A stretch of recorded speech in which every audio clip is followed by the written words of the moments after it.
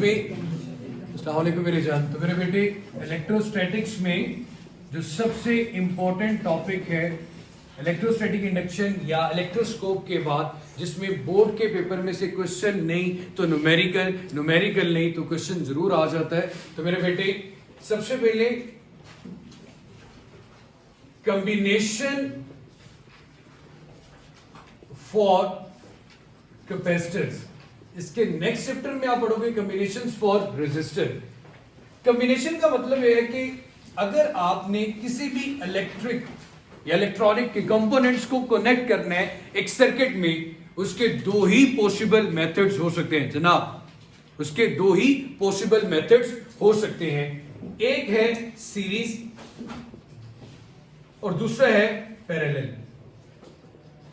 बड़े सादा लफ्जों में सीरीज का मतलब एक तार के ऊपर, एक वायर के ऊपर सारी चीजें कनेक्ट कर देना, सिंगल पाथ,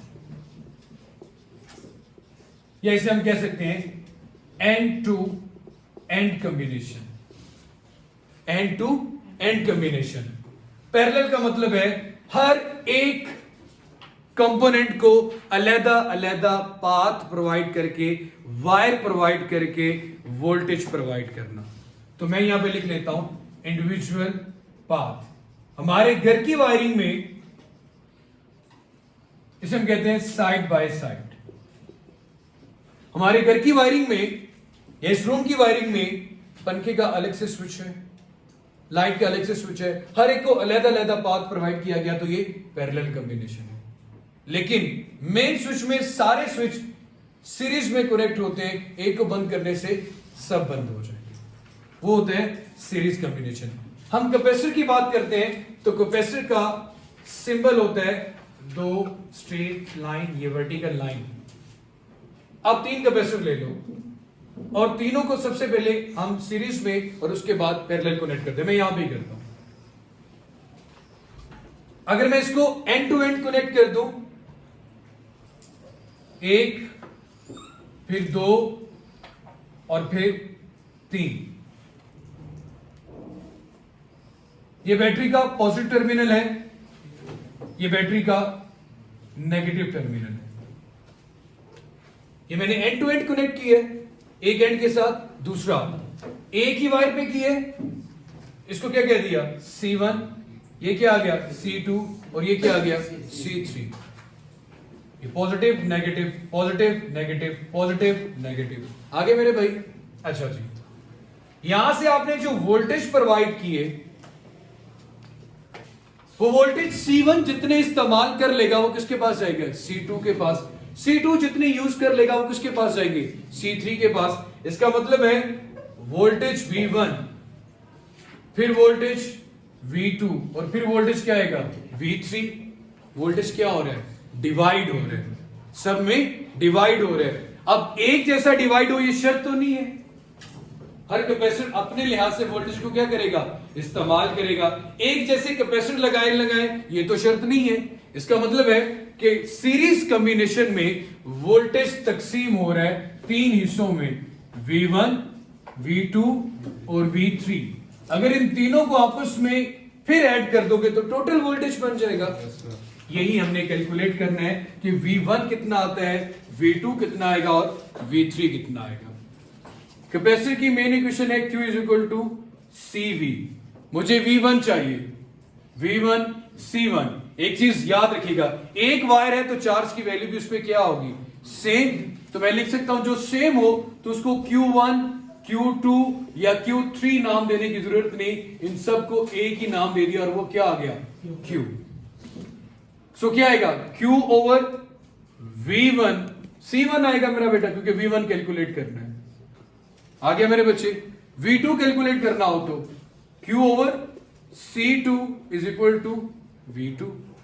V3 कैलकुलेट करना हो Q over C3 is equal to V3। तीनों की वैल्यू आ गई। अब इस तीनों की वैल्यू को किसमें पुट करेंगे, इक्वेशन ए में। अब इक्वेशन ए में इन तीनों की वैल्यूज पुट करने से क्या आंसर आएगा, V1 की जगह पे मैंने लिख दिया Q ओवर C1, V2 की जगह पे क्या लिख दिया Q ओवर C2 और V3 की जगह पे क्या आ गया Q ओवर C3। यहां पे क्या आ रहे हैं टोटल वोल्टेज, इन सब में सेम क्या आ रहा था चार्ज, इसी को कॉमन ले लें तो क्या आ रहा है 1 over C1, 1 over C2, 1 over C3। इधर क्या आ गया बेटा V, Q इसके साथ मल्टीप्लाई और अदर आके क्या हो गया divide, V over Q is equal to 1 over C1, 1 over C2, 1 over C3। इन तीनों को ऐड करने से क्या आती थी हमारे पास 1 ओवर C इक्विवेलेंट। और जो 1 ओवर C इक्विवेलेंट है मेरे बेटे ये हमारे पास आ रही है 1 over C1, 1 over C2 up to so जितने भी कैपेसिटर जुड़े हैं। लेकिन एक इंपॉर्टेंट कैरेक्टरिस्टिक यहां पे ये है कि C इक्विवेलेंट का answer series combination of resistor में C1 से भी कम होगा, C2 से भी कम होगा और C3 से भी कम होगा। क्लियर हो गया मेरा बेटा। अब बात करते हैं पैरेलल कॉम्बिनेशन की। इसका जो भी स्क्रीनशॉट लेना है आप लोग ले सकते हैं, दोबारा से सुनना तो दोबारा से सुन सकते हैं। डिस्कशन भी है आपका पैरेलल कॉम्बिनेशन में, इसके बिल्कुल अगर उलट चलना हो तो एक चीज इक्वेशंस में ये इक्वेशन तो सेम ही रहेगी जी, लेकिन फर्क क्या आएगा, आपने सिंगल पाथ की बजाय अब हर कैपेसिटर को अलग अलग पाथ देना है, हर कैपेसिटर को अलग अलग पाथ प्रोवाइड करना है। जब हर कैपेसिटर को अलग अलग पाथ प्रोवाइड करोगे तो क्या सेम आएगा, सबको वोल्टेज की वैल्यू क्या मिलेगी सेम। जब तीन डिफरेंट वायर होंगी तो चार्जेस की वैल्यू भी उन पे क्या होगी डिफरेंट। इसका मतलब है पैरेलल कॉम्बिनेशन में वोल्टेज सेम होता है, सीरीज कॉम्बिनेशन में वोल्टेज डिफरेंट होता है। एक ही चीज याद रख लो, दूसरा उसका उलट होगी। पैरेलल कॉम्बिनेशन को याद रखना हो तो आसान तरीकाकार ये है कि हमारे घर में जितनी वायरिंग है, हर एक घर के अंदर हर एक डिवाइस को वोल्टेज की वैल्यू क्या मिल रही है सेम मिल रही है। अब यहां पे देखिएगा साथ भाई,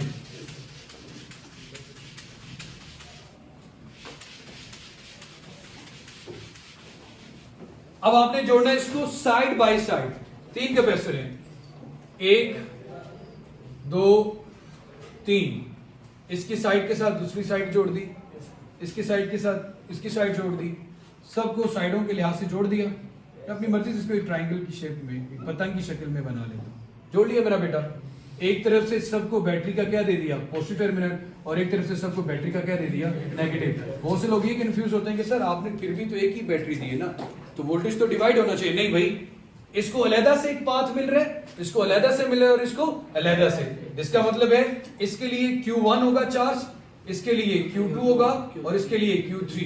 यहां पे capacitor 1, capacitor 2, capacitor 3, positive negative, positive negative, positive negative. हाँ, वोल्टेज की वैल्यू सबको एक जैसी मिल रही है तो मैं लिखूंगा V1 किसके इक्वल आ रहा है V2 के, V2 किसके इक्वल आ रहे हैं V3 के, और ये सब किसके इक्वल आ रहे हैं V के, और सब में वोल्टेज की वैल्यू क्या है सेम। तो जो सेम हो, जो नाउन हो, उसको तो कैलकुलेट नहीं ना करना। कैलकुलेट किसको करना है, मुझे नहीं पता कि Q1 पे कितना चार्ज है, Q2 पे कितना चार्ज है और Q3 पे। सो मेरे बेटे टोटल चार्ज तो क्या होगा, तीनों को ऐड करने से आएगा Q1 Q2 Q3। ये अब हमारी बन गई इक्वेशन ए। वही दोबारा कैपेसिटर की इक्वेशन इस्तेमाल करूंगा। कैपेसिटर की इक्वेशन क्या कहती है, Q किसके इक्वल होता है CV के। Q1 करना हो तो इसके साथ 1 लिख दे, C1 लिख दे, V तो क्या रहेगा सेम। Q2 की जगह पे क्या आ गया C2V, Q3 की जगह पे क्या आ गया C3V। इस इक्वेशन में पुट कर दूं मेरे बेटे तो क्या आएगा C1V, C2V, C3V। कॉमन क्या आ रहा है V, ब्रैकेट में क्या आ गया C1 C2 C3। इधर क्या आ गया बेटा Q ओवर V किसके इक्वल आ रहा है C1 C2 C3। तीनों को ऐड करने से क्या आ रही है C इक्विवेलेंट। तीनों को ऐड करने से क्या आ गई C इक्विवेलेंट। अब देखो ये C इक्विवेलेंट इन तीनों को डायरेक्टली ऐड करने से आ रही है, तो ये कभी भी इंडिविजुअली कैपेसिटेंस से लेस देन नहीं हो सकती। C इक्विवेलेंट ग्रेटर देन होगा C1 से, C इक्विवेलेंट ग्रेटर देन होगा C2 से, और C इक्विवेलेंट ग्रेटर देन होगा C3 से। तो ये था मेरा बेटा हमारा पैरेलल कॉम्बिनेशन ऑफ कैपेसिटर। तो यहां तक जरा देख लीजिएगा, स्क्रीनशॉट ले ले। खुश रहें, आबाद रहें, अल्लाह हाफिज।